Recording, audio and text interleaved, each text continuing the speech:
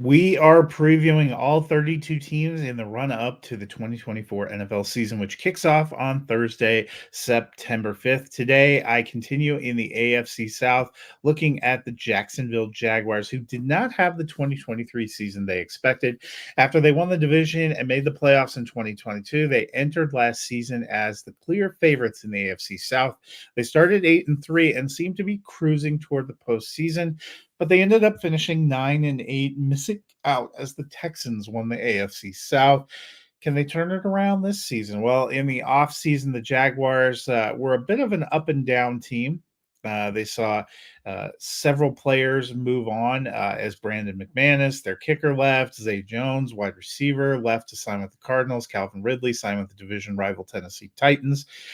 But they didn't bring back a slew of veterans. They got Darnell Savage and Terrell Edmonds at corner. They brought back Trey Flowers and Ronald Darby at defensive end. They got Eric Armstead. The team also brought in veteran center Mitch Morse from the Bills and added former Bills receiver Gabe Davis, who caught 163 passes in 4 years for Buffalo. In the draft, they added more.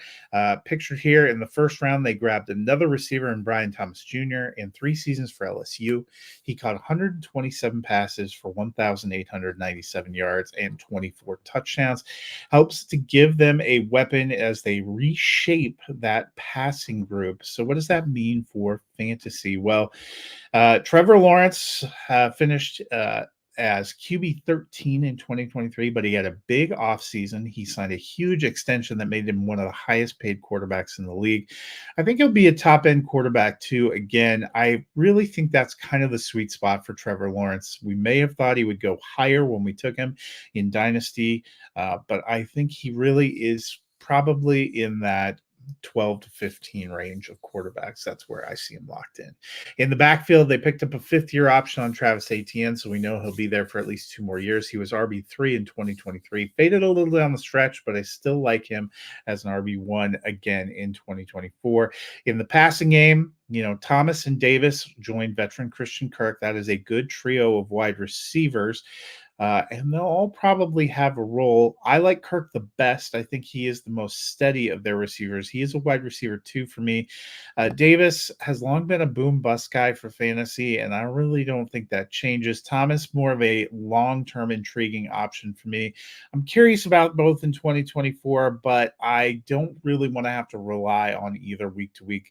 I think they could both finish in the wide receiver 5 flex range. The biggest passing threat for the team is Evan Ingram, pictured here.